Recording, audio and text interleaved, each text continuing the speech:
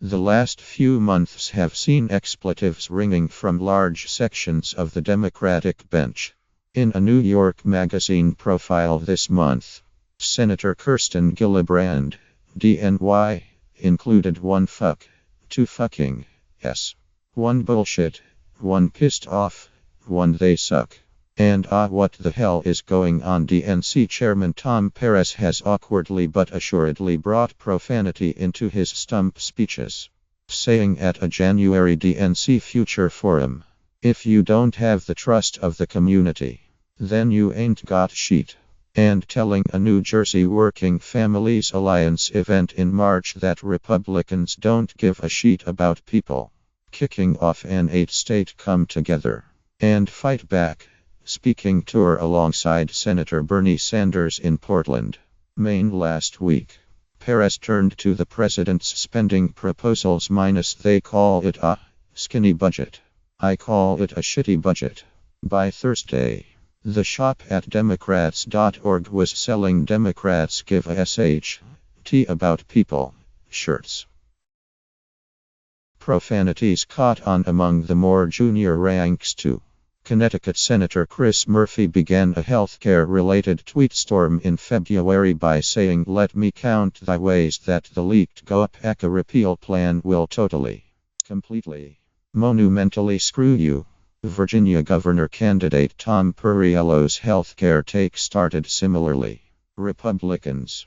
This is not a damn game. And California Congressman Ted Lieu maxed out his character limit in March to tweet, "Mr. President, if there was a wiretap at Trump Tower, that means a Fed judge found probable cause of crime, which means you are in deep shit." It's enough to make you wonder what the hell is going on. Politicians have never been saints when it comes to salty language. Roll through the archives and you'll find John F.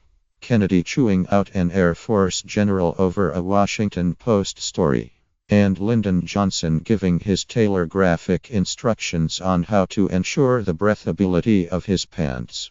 Both Presidents Bush have had hot mic incidents on the campaign trail, and in 2004 it leaked to the press that Dick Cheney had told Vermont Senator Patrick Leahy to "fuck yourself" on the floor of the Senate.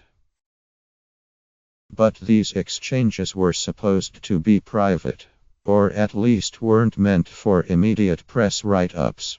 The incorporation of risque language into the meticulously planned public statements and personas of upwardly mobile politicians appears to be new.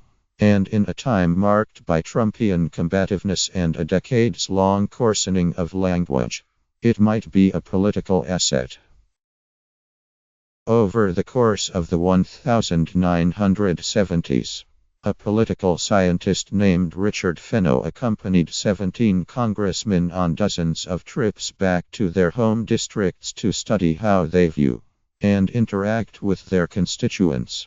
In the 1977 paper, Us House Members in Their Constituencies, which later became a book, he coined the term home style to describe the resources congressmen spend in their districts, the way they justify their voting records, and most centrally, their manner of self-presentation.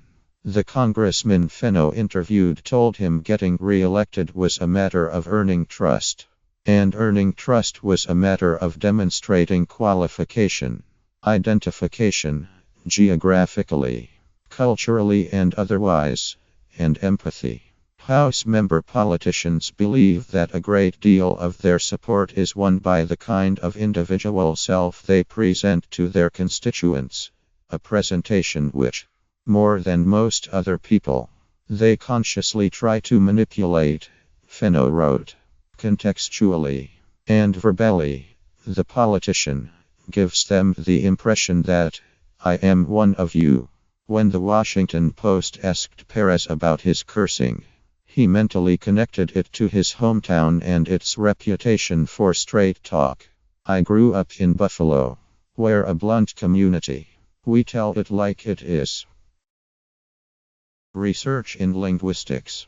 And psychology suggests that conditions are right for politicians to make their home styles a little more profane. For starters, says Michael Adams, an Indiana University English professor and author of In Praise of Profanity, ordinary people use more profanity in public situations now than they used to. A 2009 study noted that we swear almost as frequently as we use first-person plural pronouns. A 2016 app/North poll found that 1 in 4 American adults use the F word daily, up from 15% 10 years ago. The number using it several times a day doubled. All forms of media have become saltier, too. The incidence and the severity of curse words on primetime television increased sharply from 1990 to 2005 for both cable and broadcast networks. The use of s, shit, and fuck in books has exploded since the 1960s. And by some estimates, people curse nearly twice as much on Twitter as they do in spoken conversation.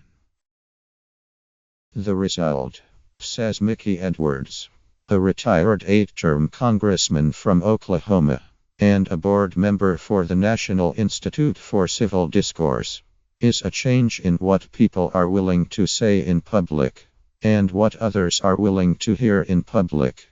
When the Nixon administration released in book form 1,300 pages of transcribed White House tapes riddled with the redaction expletives deleted, the conservative editorial board at the Chicago Tribune wrote, "He is devious. He is vacillating. He is profane," and called for his resignation. The corruption didn't help his case, of course. But today's politicians simply don't need to fear the same reprisals for foul language. After Joe Biden called the Affordable Care Act a big fucking deal over a live mic at the bill's nationally televised signing ceremony in 2010. A Fox News poll reported 57% of registered voters found the remarks not offensive. Edwards disputes that a more permissive environment leads politicians to script their profanities. But as the costs of profanity have lowered, the returns for rudeness have become more obvious. A 2005 experiment found that although people self-report that swearing is a sign of deceit, they actually perceive written witness testimonies with swear words as more credible than those without. A fall 2015 Harvard poll of 18 to 29-year-olds reported integrity, level-headedness, and authenticity as the 3 most valued attributes in a presidential candidate, some of which can be easily signaled through swearing. Jeff Shesall, a former White House speechwriter for Bill Clinton and founding partner of West Wing Writers, compares it to the sometimes unconscious, sometimes too conscious adaptations of retail politics, like dropping the sk from -ing words and picking up a southern accent. The surest way, I think, to show that you are unfiltered is to use a word the FCC would rather you don't use on television. I just don't think it is an accident when you see a whole string of them. Still, top politicians could have taken advantage of this climate before 2016. Barack Obama's calling Mitt Romney a bullshitter 12 days before the 2012 election didn't seem to hurt him. In 2013, Republican leaders weren't running their mouths in opposition. Which brings us to Donald Trump. Is it possible that it took the tough-talking real estate mogul and his non-existent filter to make his opponents view swearing as electoral imperative? Trump made authenticity a watchword for 2016. And benefited immensely by defining it on his own unsacred terms. He said the Democrats were going to sue Ted Cruz's ass off, and that China was ripping the sheet out of the sea. He said Hillary Clinton got schlonged by Obama in 2008, and told his adoring fans, "You can tell them to go fuck themselves," about U.S. companies who move their headquarters abroad. In a December 2015 New York Times /CBS poll, 76% of GOP primary voters said they thought Trump says what he believes most of the time. Only 41% said the same for Jeb Bush. On the one hand, Trump might have provided cover for lesser infractions by making them seem tame. Rand Paul's Dumbus live streaming line hardly registered when only 2 weeks before, Trump had called friendly words between Marco Rubio and Jeb Bush political bullshit, and seems flatly uninteresting next to Trump saying the next month that he would bomb the shit out of ISIS. But Trump may also have provided a competitive motive, baiting opponents into an arena where he knew he was unlikely to lose.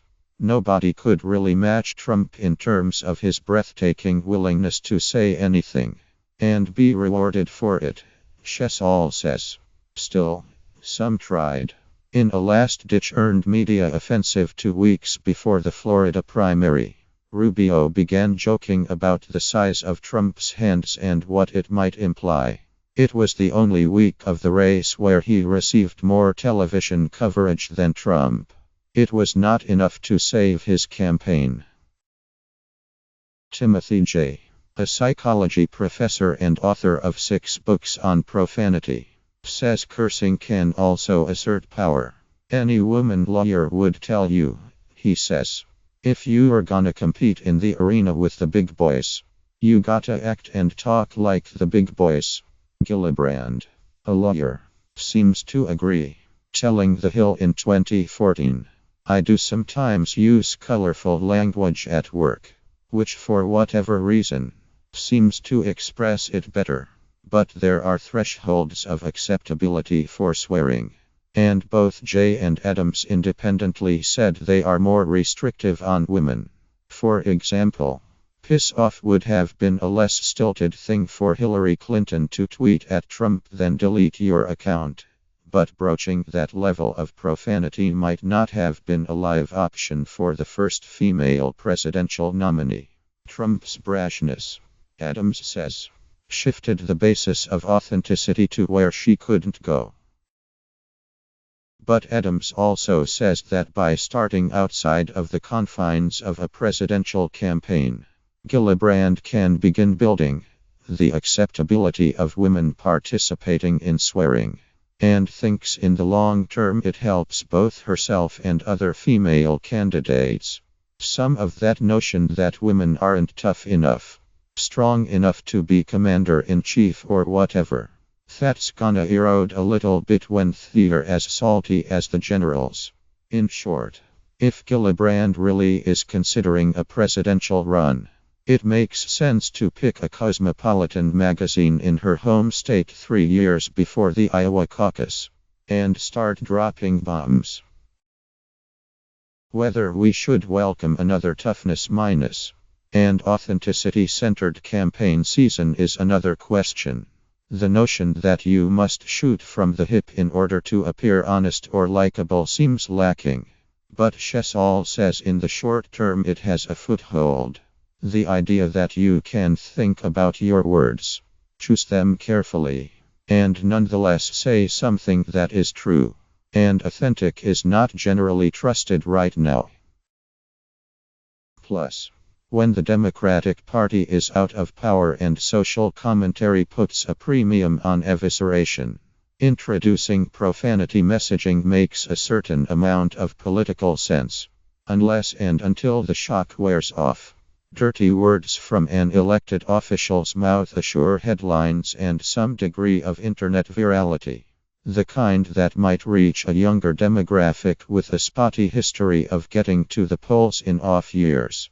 In Portland, Bernie Sanders told the crowd he'd make enemies when he introduces Medicare for all legislation in the Senate. Insurance companies may not like it, and the drug companies may not like it. From the audience, a man shouted, "Fuck him. That's not exactly the words I would use, replied the senator. But with a nod and affirming wag of his finger, he added, not bad, not bad.